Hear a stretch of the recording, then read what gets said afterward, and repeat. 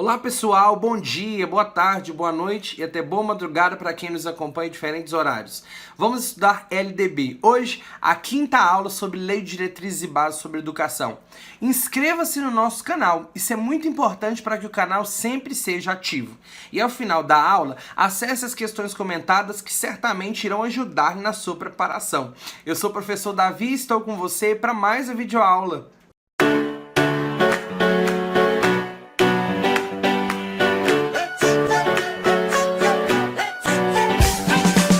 Hoje vamos continuar estudando a Lei de Diretrizes e Bases da Educação, a LDB. Estamos continuando a partir do artigo 14, sendo que do 1º ao 13º, ao artigo 13, nós já estudamos em vídeos anteriores, ok? Se você ainda não assistiu às aulas anteriores, retorne lá, porque é importante para compreendermos o estudo desses artigos, ok? Abra sua LDB, pegue seu arquivo para que façamos a leitura e a análise desses artigos que seguem agora. Vamos iniciar onde nós paramos na última aula. Paramos no artigo 13 e agora nós vamos para o artigo 14 da LDB. O artigo 14 da LDB é um artigo que eu particularmente gosto muito dele. E a maioria dos meus alunos de ensino superior, da graduação, eles já sabem esse artigo decorado, porque eu sempre cobro quando estou tratando de gestão ou legislação. O artigo 14, ele fala: os sistemas de ensino definirão as normas da gestão democrática do ensino público na educação básica, de acordo com as suas peculiaridades e conforme os seguintes princípios. Ou seja, cada sistema definirá as normas de gestão no seu âmbito para a educação pública. Por quê? Um dos princípios da educação previsto no artigo 3º prevê gestão democrática do ensino na forma desta lei. Que lei? Esta lei, a LDB. E onde esta lei fala de gestão democrática? Fala no artigo 14. Então, cada sistema de ensino definirá as suas normas para a gestão democrática. Gestão democrática é uma gestão, é uma administração da educação descentralizada da figura do diretor, contudo, delegando funções e participações no processo de tomada de decisões, para que não seja algo isolado, mas que sim possa refletir o desejo, os anseios e as características da instituição. Por isso, há necessidade de termos uma gestão democrática e compartilhada. Eu preciso aqui fazer uma anotação, e vocês precisam fazer essa anotação aí também, ok? Sobre o artigo 14. O artigo 14 é o artigo da gestão democrática, ok? Ele tem um nome. Sempre gosto de dar nome a alguns artigos. Esse é o artigo da gestão democrática, ok? O artigo 14. Então, toda vez que falar sobre o artigo 14 da LDB, lembra de gestão democrática. E se falar de gestão democrática, lembrem do artigo 14 da LDB. Agora, o que mais o artigo nos traz? Alguns princípios de gestão democrática. A gestão será efetivada com base na participação dos profissionais da educação na elaboração do projeto pedagógico da escola. Então, o projeto pedagógico da escola ele será elaborado com a participação de todos os profissionais da educação, todos aqueles que trabalham em torno do processo educativo. E participação das comunidades escolar e local em conselhos escolares ou equivalentes. Conselhos escolares são a materialização da gestão democrática. A gestão democrática ela se dá através do conselho escolar. O conselho de escola é a principal instância, o principal órgão colegiado de execução, de cumprimento da gestão democrática, ok? Sobre esses equivalentes, eu já falei naquela primeira aula, muitas escolas não possuem conselho de escola, possuem a EC, que é a Associação Escola Comunidade, ou outros também que talvez eu ainda desconheça. Continuando aqui, artigo 15.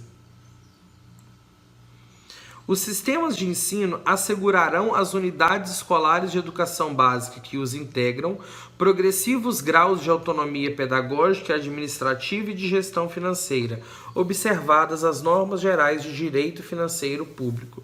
Ou seja, os sistemas de ensino municipais ou estaduais e federais, eles delegarão autonomias para que as instituições administrem as ações pedagógicas, as ações administrativas e também financeiras. Lembrando que são as instituições que gerenciam a maior parte dos recursos financeiros a ela destinados pelo governo federal.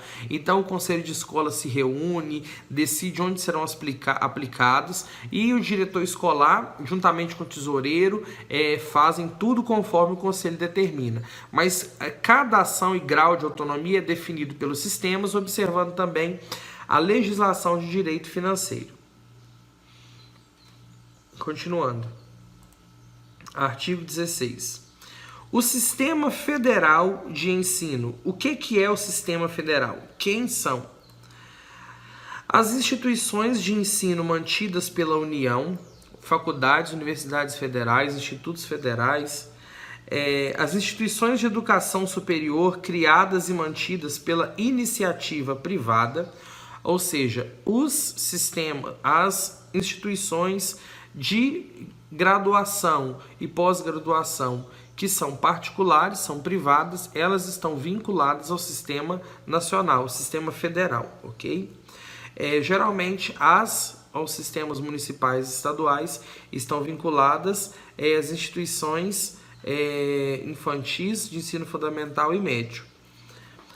E terceiro, os órgãos federais de educação. Então, nós temos alguns órgãos federais, nós temos o Instituto Nacional de Educação, temos o Ministério da Educação, temos outros órgãos que estão relacionados à educação geral. O Conselho Nacional de Educação, tudo isso compreende e faz parte do Sistema Federal de Ensino, tá?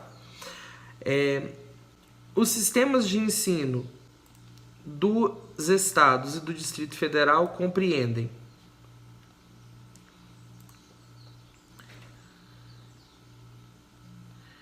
as instituições de ensino mantidas respectivamente pelo Poder Público Estadual e pelo Distrito Federal, ou seja, as escolas estaduais, as instituições de educação superior mantidas pelo Poder Público Municipal. Se algum município possui uma instituição de ensino superior, ela vai estar vinculada ao sistema de ensino estadual ou do Distrito Federal.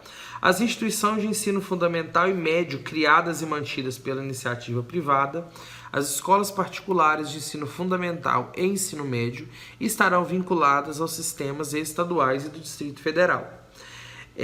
Os órgãos de educação estadual e do Distrito Federal, respectivamente, secretarias estaduais de educação, os conselhos estaduais de educação. Parágrafo único. No Distrito Federal, as instituições de educação infantil criadas e mantidas pela iniciativa privada integram o seu sistema de ensino.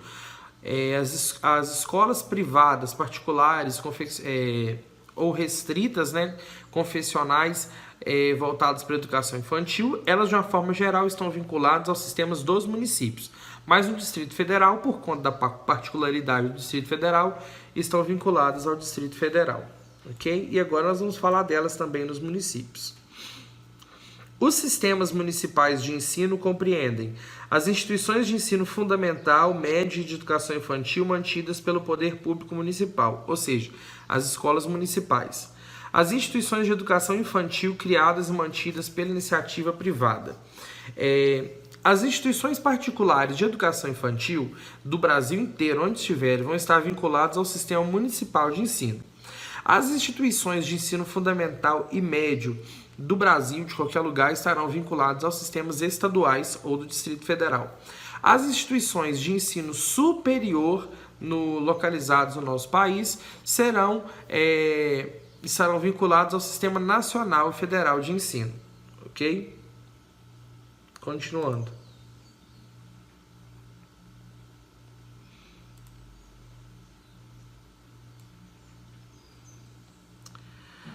As instituições de ensino dos diferentes níveis classificam nas seguintes categorias administrativas. Vamos conhecer quais são e como são as instituições e categorias administrativas das unidades de ensino. Primeiro, as públicas.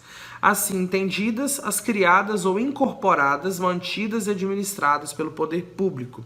Ou seja, aquelas que foram criadas, mas também aquelas que talvez eram particulares ou privadas e foram incorporadas no sistema público, foram abraçadas e tragas para o sistema público. São escolas que são mantidas, são administradas pelas administrações estaduais, municipais, federal ou do Distrito Federal. Instituições privadas. Quais são as privadas? Assim entendidas, as mantidas e administradas por pessoas físicas ou jurídicas de direito privado, ou seja, são instituições restritas, não são administradas pelo poder público, pelos municípios, estados ou governo, são administradas por pessoas físicas ou por pessoas jurídicas, empresas, grupos, associações ou cooperativas, ok? Vamos ver quais são as instituições de ensino privado, como elas se enquadram e subdividem. Só são as particulares? Não. Eu costumo muito falar particular, mas nem todas são particulares, embora sejam privadas.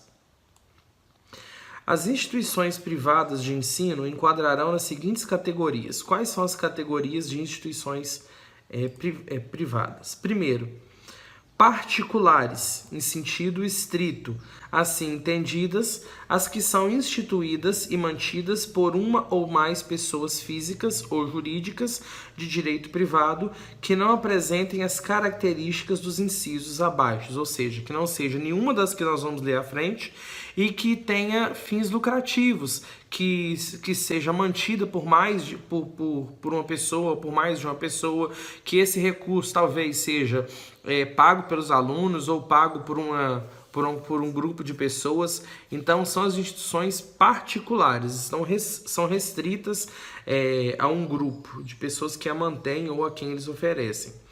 Instituições comunitárias. Assim entendidas, as que são instituídas por grupos de pessoas físicas ou por uma ou mais pessoas jurídicas, inclusive cooperativas educacionais, sem fins lucrativos, que incluam na sua entidade mantenedora representantes da comunidade. Então, se há representantes da comunidade, é um grupo de pessoas que organizou a escola, ou pessoas jurídicas que representem cooperativa, representem associação, essas escolas são comunitárias, elas não possuem fins lucrativos. E nós já lemos anteriormente que elas, inclusive, podem receber apoio financeiro, ok? Do Estado. Confessionais. Assim entendidas, as que são instituídas por grupo de pessoas físicas ou por uma ou mais pessoas jurídicas que atendem orientação confessional e ideologia específicas e ao disposto no inciso anterior. Ou seja, que não tenha fins lucrativos, que tenham como mantenedora representantes da comunidade, mas também que elas sejam confessionais.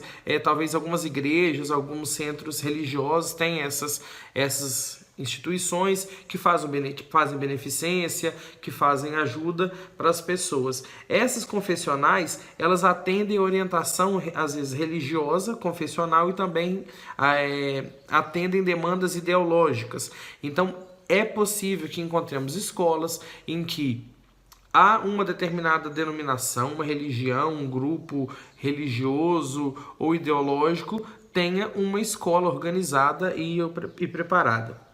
E por último, filantrópicas, na forma desta lei. Filantrópicas são aquelas que visam fazer filantropia, são escolas para ajudar pessoas que precisam, são organizadas de uma forma que venham atender, não tem fins lucrativos, e o único interesse é beneficiar uma população carente, uma população que precisa de ajuda e de apoio escolar, ok? São esses tipos de escolas que organizam as escolas privadas. As privadas nem sempre são as particulares.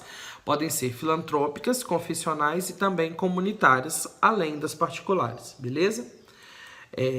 Nós vamos continuar nossos estudos da LDB no próximo vídeo. Foi só para finalizar essa sessão, para a gente não embaralhar muito, tá bom? Por enquanto é só. Um grande abraço e até mais, pessoal!